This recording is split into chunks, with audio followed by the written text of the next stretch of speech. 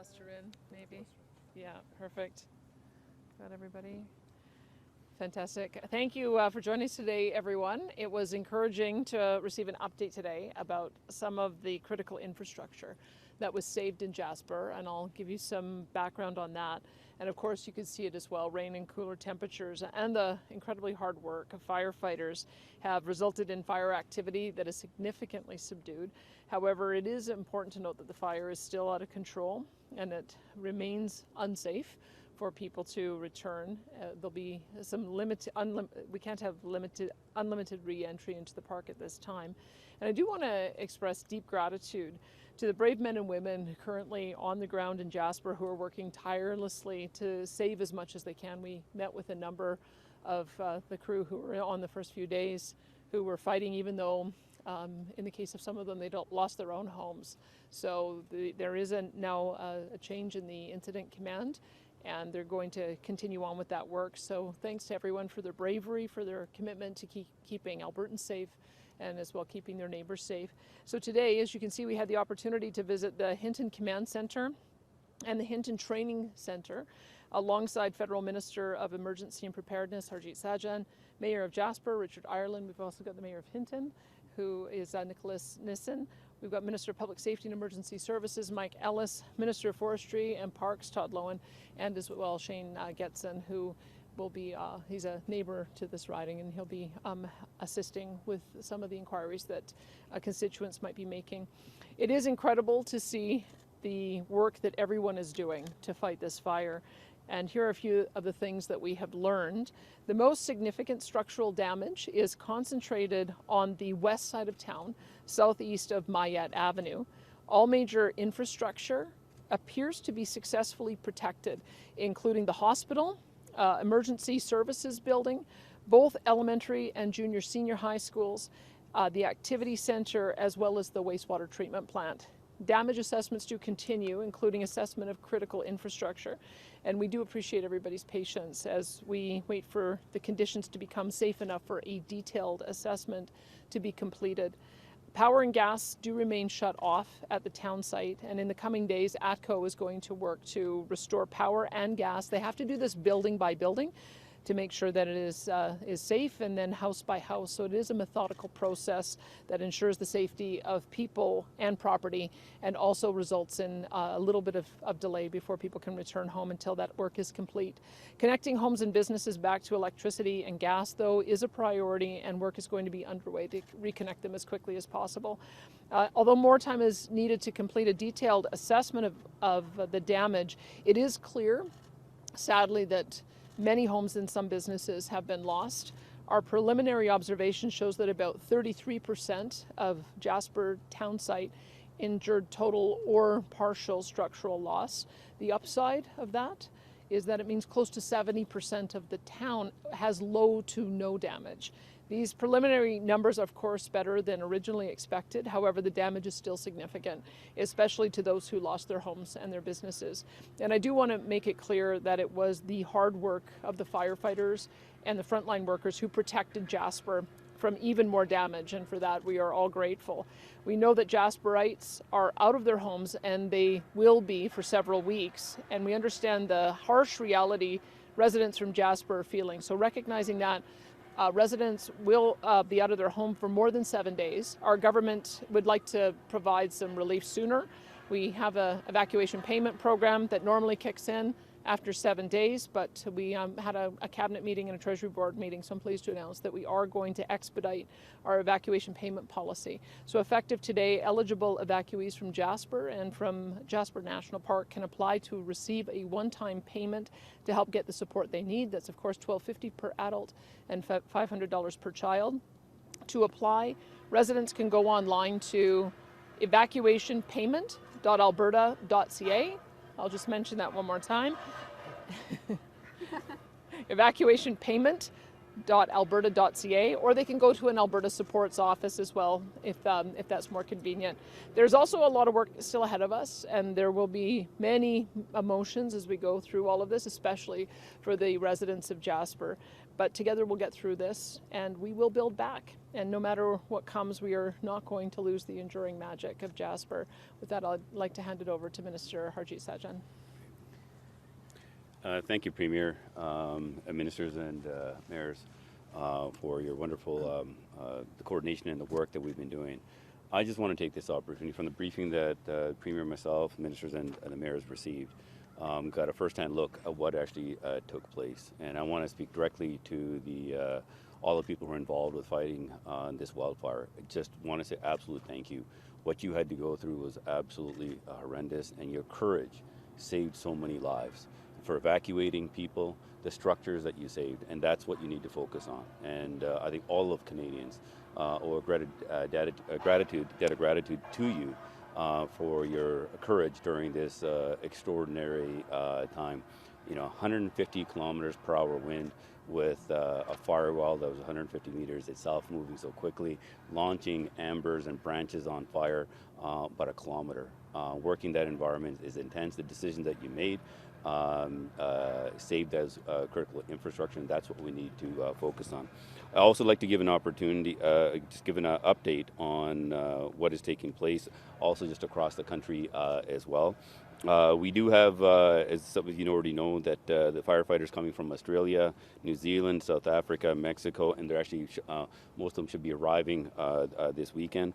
Across the country, we have about 1,160 active fires across Canada. 580 have the full response. 280 are currently out of control. 101 are being held. 199 are also out of control. And it's already been mentioned within Alberta, 175 wildfires, 2.3 million hectares that have been burned, 17,000 evacuees. And the RFA, as you know, that we already had military on the ground with the commanding officer who is currently here doing the reconnaissance. The vanguard of about 100 personnel are already on their way to Edmonton, and then the Alberta Emergency Response folks will figure out where they're going to be needed, and more are also going to be are being put on standby for a greater response. In addition, Griffin helicopters are already put on standby. One is also immediately ready to go. Hercules transport aircraft is currently in Edmonton, ready to provide support as well. Plus, we have Type 3 firefighters that the Canadian Armed Forces will provide. Plus, Coast Guard has also offered up 2 helicopters and 24 incident command staff. The Salvation Army, through the Humanitarian Workforce Program, is also very active in providing meals to the RCMP in Jasper. And also, just Minister Beach will have more to say on the services. But one thing I can tell you when it comes to issues of benefits, EI, lost documents, all that will be taken care of, making sure they're extended hours. I don't want Canadians to feel concerned if they have lost documents. You will be able to get your the appropriate benefits, but he will have more to say about this shortly. And again, once again, I just want to say thank you very much to all the firefighters and all the support personnel, the Mayor of Hinton for their wonderful support. And I just want to now have the Mayor of Jasper speak. I had the opportunity to ride with him all the way here. To hear from him, I mean, he's born in Jasper. He knows exactly what that means, not just to all of Canadians as tourists. He's lived it and he knows what the residents feel like. So, Mr. Mayor, over to you.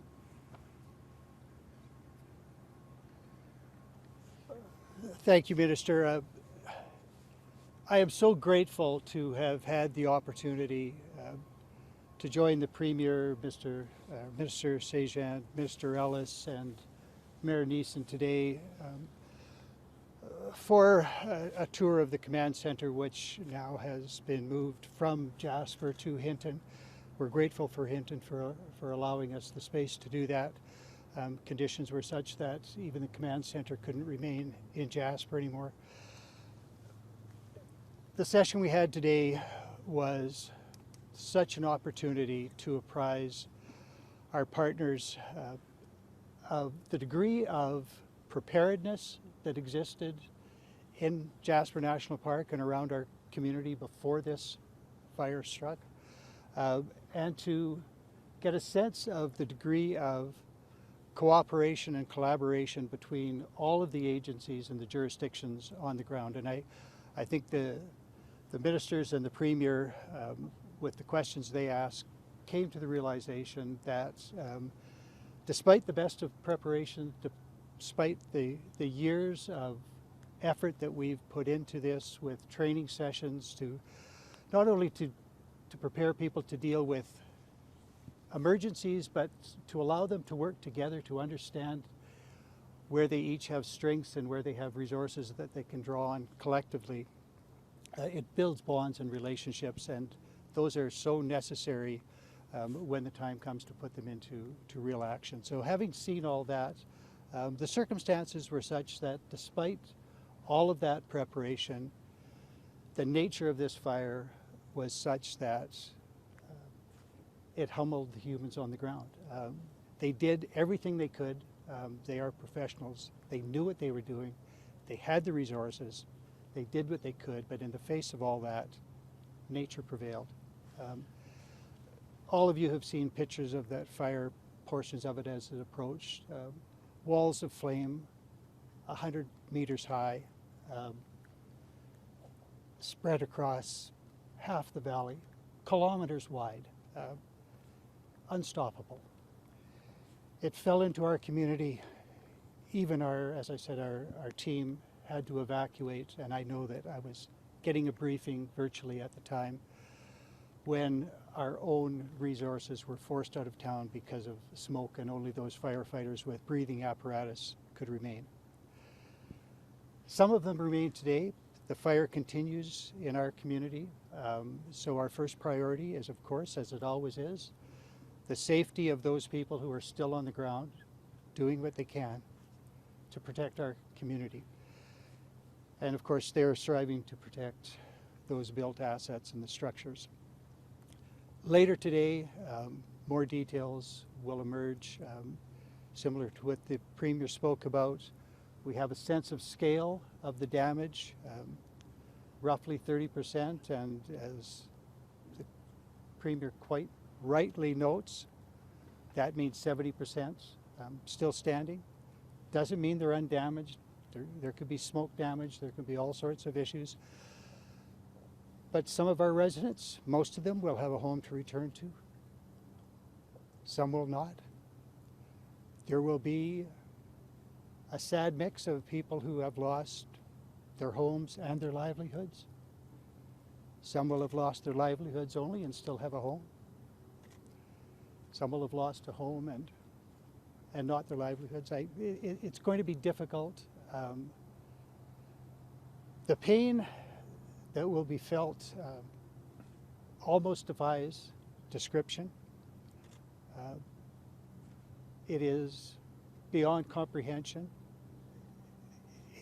People are still going to come to terms with it, and throughout the day, more details, I think, will emerge, and people will start to get official notification of whether their home and their business still stands or does not. I am going to take a tour with my colleagues, the Premier and the Minister and others, later today, and I am prepared for the worst, as I hope most of our community will be, because it will be a difficult experience. And yet, I had an opportunity today, driving up, as Minister Sajjan noted, we had long discussions, and we are now talking about re-entry and rebuilding. These are positive things. I don't want to build any false expectations, but re-entry possibilities are emerging. As the Premier noted, all of our critical infrastructure has been saved. It will have to be examined and assessed, but it still stands. I know that TELUS has been allowed entry, and communication towers, all but one cell tower, I understand, have been repaired if they were damaged. ATCO has been allowed re-entry. They are working on re-establishing electric power, first to our critical infrastructure, and then they will look at other matters. I understand that they have dealt with infrastructure along the railway, and the railway will be operational again.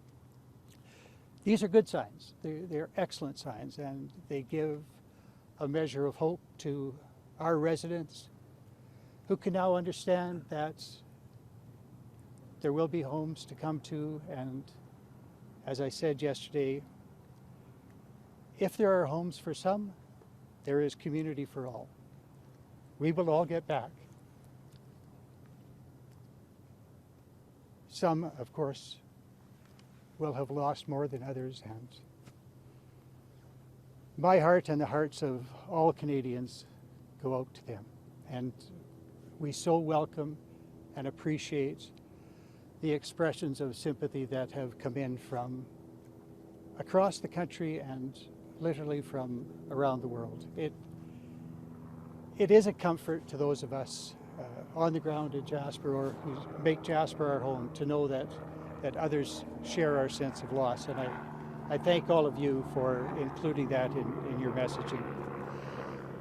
So as we progress, we will continue to get information. I know that residents are particularly anxious for details, and those details are emerging. There has been a damage assessment, but it's high numbers, as the Premier indicated. And although I have intentionally avoided any speculation, I will conjecture a little bit today that experts will be able to take that broad macro information and start to winnow it down to more detailed information, which will come out to the community and give them the information that they need. It will be a little more difficult with the outlying accommodations surrounding the town, just because of the nature of the terrain and the fact that a wildfire continues to ravage Jasper National Park. It surrounds our community in a sense, and until that is dealt with and people can return safely, our re-entry plans are on hold in any event. But it is a better day, and I don't want to say a brighter day, because I want it to get dark and thunder and lightning, rain like crazy. Well, no lightning, just rain. But there is starting to emerge the glimmer of hope that we knew would be there. And I'm so glad I've had this opportunity to share all of this with my colleagues from the province and the federal government, whose assistance as we move forward is going to be absolutely necessary. And you've heard from each of them the steps that their jurisdictions are taking with respect to allowing our residents to start getting the supports they need. Documentation won't be an issue. The 7-day waiting rule has been waived.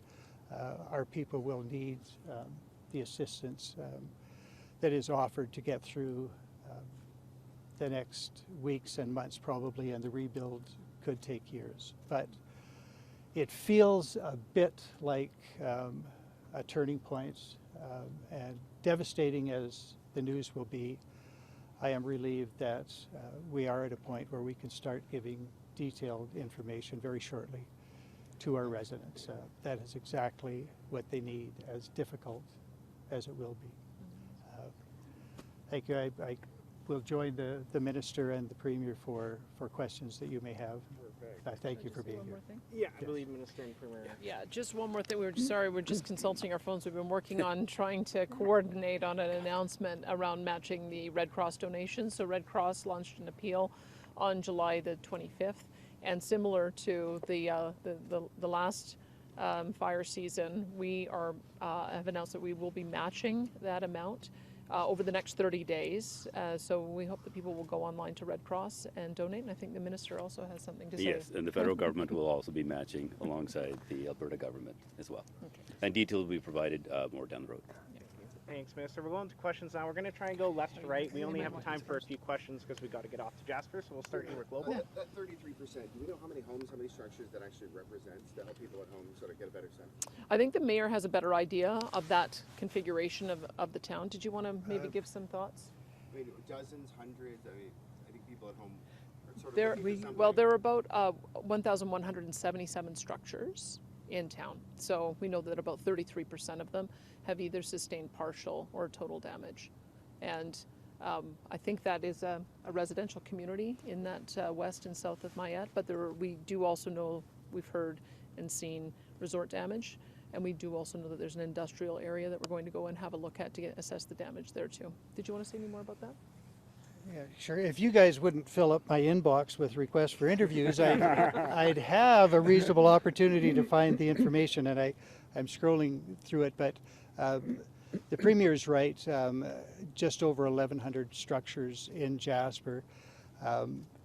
300 plus have been confirmed as lost. I'm thinking from memory, 370 roughly.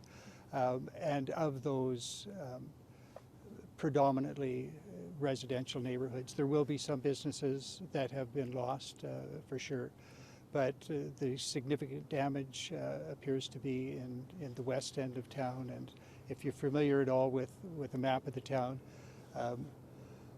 west and south of Mayette Avenue, which is a broad street up the middle of town, heavily residential, of course. Probably everybody has seen the picture of the Moline Lodge ablaze. That's a hotel at the very west end of town. So we know that is gone, probably the neighboring hotel. But further, the center of town where the core business district is, there will be some loss, but it will hit hardest on our residents.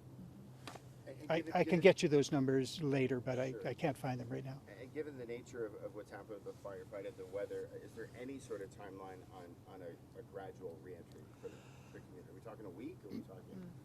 No. You know, as you have heard throughout the week from the fire personnel from Parks Canada, I can use the same words. It's a dynamic, evolving situation. The fire is still on the landscape. Right now, it helps suppress fire behavior, high humidity, lower temperatures, which is, of course, of great benefit, but higher, drier temperatures are expected again by Monday, and so it's a huge fire. There is no predictability at this point, and until the fire can be deemed to be under control, I don't think we can realistically talk about reentry plans. That is not to say that we won't continue to develop them. We will prepare as we can for reentry, but the fire circumstances, as much as anything, will dictate that, and it is still too early in the day to be able to determine what that fire behavior is going to be over the coming days. Well, Sean, then we'll go to CTV next. Mr. Mayor, I spoke to some of your residents yesterday who said for months they've been seeing dead trees all around Jasper, and they call this inevitable. So I wonder what you think about whether Parks Canada, the province, the feds, did everybody do everything they could to prevent this from happening? Short answer is yes. And it hasn't been the last few years. It's been, a decade and more. We live in a forested mountain community. Most of us live there by choice. We love that environment. It is our home and our recreation, and we want to be in the mountains. We want to be in nature, and that means our community is exposed to the threat of wildfire. There are lots of forested communities in Alberta that are exposed the same. Ours is different in that it is mountainous terrain, and it is more than just our business center. It is our recreation center. So we use that park all the time. The extent of the forest around us and the condition of the forest absolutely affected by pine beetle, but on such a massive scale that it would be unreasonable to think that we could have prepared. The preparation that was done thoughtfully and professionally, with assistance from the province, with assistance from the federal government, with assistance from the municipality. Fire guards were constructed surrounding the town. What we could do to protect the town was done, and yet, as humans, we stand humbled in the presence of nature. This fire was enormous. It was fast moving. I heard today new information that in the last stages of the fire, as it approached the town and was of enormous size, the wall of flame that I discussed earlier, it got pushed by winds of up to 125 kilometers per hour. That's certainly unusual for our mountain community, but that's what happened. In the face of that, to save lives, as is our first priority, as it always must be, firefighters had to withdraw and get out. And so, yes, conditions were indeed present for that sort of calamity. Steps were taken to protect us, but we simply cannot do enough to protect us against all risk, and that is what befell us. Correct. And we'll go to CBTV here next and Radio Canada. Yeah. So there are no doubt that speaking to people from Jasper, a smaller community, they probably all have to sell them. How have those conversations been? We heard from Tourism Jasper yesterday in a statement that the resolve and strength, talking about how the mountains have stood for millions of years, that will continue to stand with them. Their return. We're not going anywhere. What sort of sentiment are you hearing? I am hearing similar stuff. I hope that the messages that I have delivered about resilience and strength and rebuilding are more a reflection of the community than myself. I mean, I have the honor and the privilege to speak on behalf of the community. I think I know the community. I think what I am expressing expresses their views, and the feedback that I've got from community is that it does.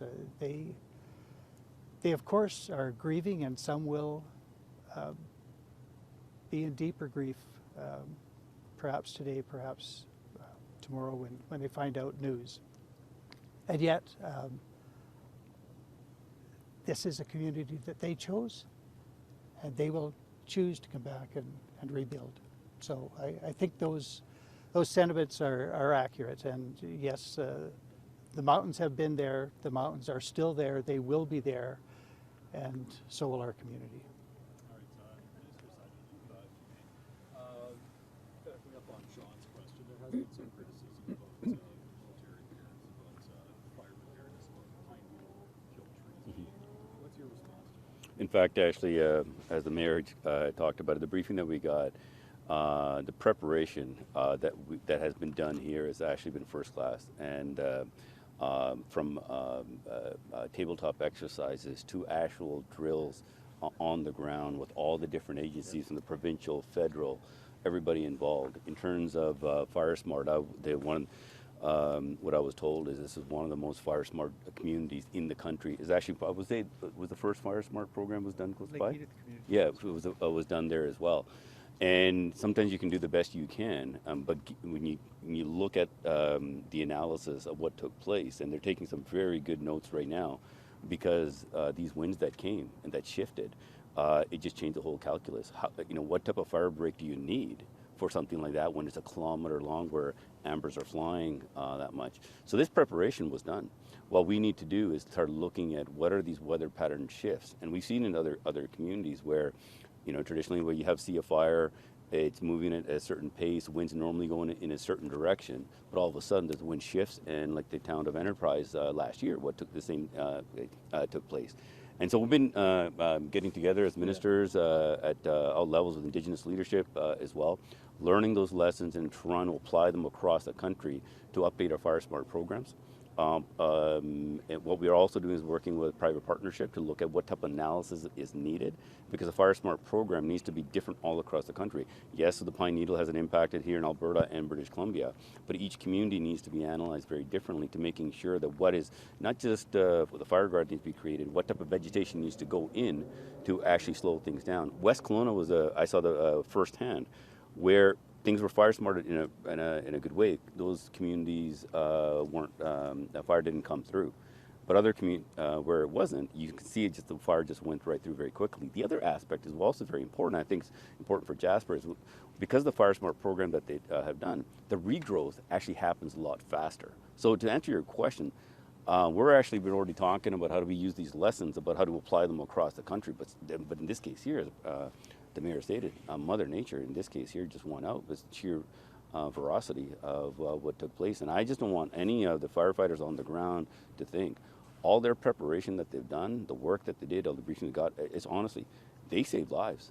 The decisions that they made, the structures, the critical infrastructures, all of them are intact, right? It's because of their work. And I just want to say thank you for them. And we're going to take the lessons learned and try to apply this across the country for them. Thank you. Can I just pop in?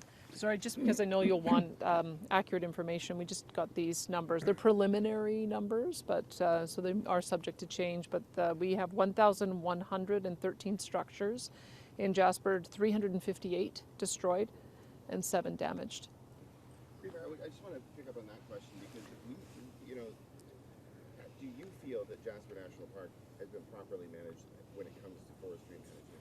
Because you're dating back to 2018, we have scientists calling this a powder keg waiting to blow up Jasper National Park. And the concern was that not enough had been done in that. So do you have concerns with how the federal government has managed its forest? Look, I don't want to point fingers unless we're managing our own resources perfectly as well. So I've asked Todd Loewen to take a look at the province-wide aging of our forestry stands, because what we find with this particular type of forest, it gets old and dies around 100 years. And so we need to understand what the level of the fire risk is, and then also look at our own provincial parks to see if there's more that we need to do to clear out some of that additional growth, and work collaboratively with the federal government and all of our national parks to see if we can have a coordinated strategy to remove some of that overburden. I don't know, Todd, if you want to comment more on that? Pardon me. Yes, our forest here in Alberta is traditionally been a fire-developed forest, and we've taken fire off the landscape for decades now, and that has affected our forests across the province. And definitely, we need to look at doing more forest management, both with prescribed burns and harvesting the forest, to make sure that we have a mosaic on the landscape instead of a single-aged structure. When we look at I think a lot of Albertans that I talk to, they love the way the forest looks right now in their community, and they don't want it to change, but that's not realistic. That forest will change, and it'll change either by us changing it or by a devastating wildfire coming through and changing it.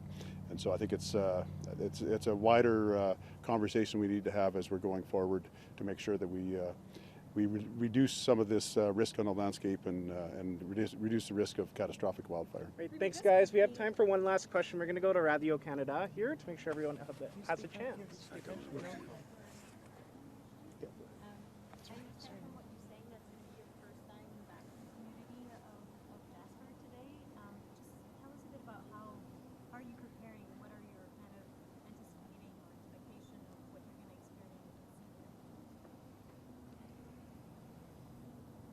Firstly, I'm preparing to be away from the cameras. I don't know what my reaction is going to be. It has been a really difficult week. And although I am grateful for this opportunity, I approach it with the knowledge that it is going to be potentially extremely painful. But I think on behalf of the community, it's important that I go and get a sense of what we have to work with. I have been apprised, as have all of you now, where the fire did the most damage, and that's where my home is. So it's likely to be jarring, and I'm doing my best to prepare myself for it. How I will react remains to be seen. And did you have follow-up? Yeah, just to follow on, residents will see you in there and they'll see people and, a camera there, and they might also react to the fact that they're not allowed. And so maybe what's your message to them? Yeah, so I need to be able to express thoughts and feelings on behalf of the community. And in order to do that, I think it's important that I confront that reality. It's not an easy thing to do, but it won't be easy for any of our residents. And I happen to be in this role, and yes, I appreciate that others will want to get back, and they are going to be delayed. I have an opportunity. I'm exercising it not on my own behalf, but on behalf of the community, because it better enables me to speak on their behalf when I see the reality on the ground. So, thank you. Can we ask you quickly about small business supports? Sure. Sure. Let me just tell you a few things, because we've obviously as a province been through this several times before. So as I understand it, they're working on calling the home and business owners so that they know what to expect before they see it on TV. I think that that's the respectful thing to do. It's part of the reason why we're wanting to make sure that people are contacted first. The second thing that we have done in the past as a government is enabled for buses to go through and tour the town site prior to re-entry, so people have an idea of what to expect. And so that has already been proposed. I don't know the timing on that, but that's one thing that we would be contemplating doing. The third thing is we're arranging for telephone town halls. I believe my communications for public affairs is aiming for Monday to begin the first telephone town hall. And during last year's fire season, when we had 45,000 people evacuated, we're about 25,000 people evacuated in total right now. We continued that on. We had about 20 town halls that we did so that we can answer questions as they go. So there'll be a constant stream of information. I also understand that there's going to be a technical briefing by the officials today at 2:30? I believe so. 2:30, so you'll be able to get a little more 2 p.m., pardon me, 2 p.m., so you'll get more information on that. And we'll continue to do the daily technical updates, the daily situation report. From time to time, if there's an announcement we need to make as government, we'll do a press conference as well, or Mike or Todd will. But that's kind of we want to be able to learn from some of the practices that worked well in previous incidents so that we can bring those forward. If you recall, I think Brian Jean was reminding us today that Fort McMurray fire, believed that they were in after about 28 days. Just want people to understand that this is not a fast process, because you end up with embers. Embers can ignite, and we don't want anybody to be in their home and then all of a sudden there's ignition. We also want to make sure that if there's damage to gas pipelines, that homes are re-energized and put onto gas without leaks. So those things just take time, going one by one. So that's part of the reason for the delay. But I just wanted you to be prepared for some of those things. That means people in the community will know about their home by the time those images are broadcast tonight? That's what I don't know what no, they're in the process of dialing one by one. Yeah, if you were asked why can't people go into the community as well, that's part of it, is that we just want to make sure that everybody is contacted and so that they know the status of their property. And we're going to have to hit the road here, folks. Did So you thank have you one? very much for time. What kind of support might small businesses expect? We'll look at previous programs and see what works, but this is one of the reasons why it's so important to have the Red Cross program. That often Red Cross is able to partner with local community groups, identify those needs with local chambers of commerce, local food banks, local animal shelters, local homeless shelters. They act as a bit of an aggregator for all of that contribution. That's why we're happy to be able to match it. The federal government's happy to match it. And then we'll identify, working with the folks on the ground, the kind of supports that they need and try to replicate previous programs that have been successful. But it's a bit soon until we actually get a lay of the land, which we're going to go do right now to see what the nature of the need is going to be. Thanks, Thank everyone. you, everybody. Thank you. Sam, I think you. No, that's. Oh, that's. Thank you. Thank you.